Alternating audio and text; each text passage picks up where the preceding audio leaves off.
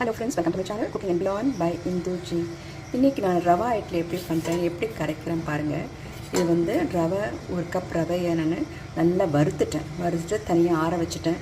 அதுக்கப்புறம் அதுக்கு வேண்டிய தாளிப்பெல்லாம் நான் கொடுத்துருந்தேன். அதில் நான் கடாயில் கொஞ்சம் எண்ணெய் நெய்யும் மிக்ஸ் பண்ணி போட்டு கடுகு, பச்சை மிளகாய், இஞ்சி, பெருங்காயம், கருவேப்பிலை, கடலைப்பருப்பு, உளுத்தம்பருப்பு எல்லாத்தையும் நல்லா வறுத்துட்டு அந்த தயிரை நல்லா நான் திக்காக சிலிப்பி வச்சுருந்தேன். அந்த தயிரில் இந்த மாதிரி போட்டு அப்புறம் எல்லாத்தையும் கொஞ்சம் மஞ்சள் பொடியும் போட்டிருக்கேன். இந்த வாட்டி யூஸ்வலாக வெள்ளையாக தான் பண்ணுவேன். இன்றைக்கி லைட்டாக மஞ்சத்தூள் போட்டு எல்லோ கலராக ஹோட்டலில் கொடுக்குற மாதிரி. அப்புறம் அந்த வறுத்து வச்சுக்க ரவையும் இதில் போட்டு திக்காக கொஞ்சம் திட்டமாக தயிர், ஒரு கப்பு ரவைனா 1.5 கப்பு தயிர் கொஞ்சம் கம்மியாக இருக்குன்னா பரவாயில்ல, நம்ம கொஞ்சம் தண்ணி மிக்ஸ் பண்ணிக்கலாம். இந்த மாதிரி கன்சிஸ்டன்சியில் மாவு இருக்கணும் ரவை இட்லிக்கு.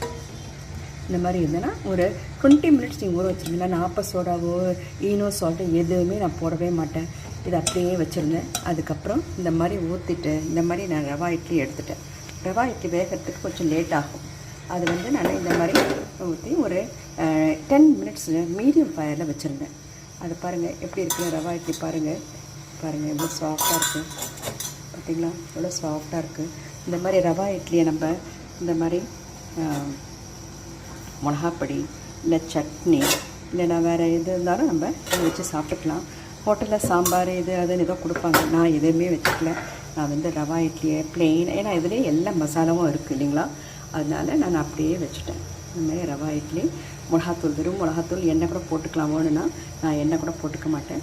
இந்த மாதிரி ரவா இட்லி இது மாதிரி ஈஸியாக பண்ணிக்கலாம். ரொம்ப ஈஸிங்க. அது ரவா வீட்டில் இருந்ததுனால தயிர் இருந்தால் போகிறோம், வேறு ஒன்றுமே தேவை கிடையாது நம்மளுக்கு. ரவையை நல்லா வறுத்துருங்க, வாசனை வர மாதிரி சின்ன தீயை வச்சு வறுத்துருங்க. அது கருகிடாதீங்க, அது வந்து கசப்பாயிடும்.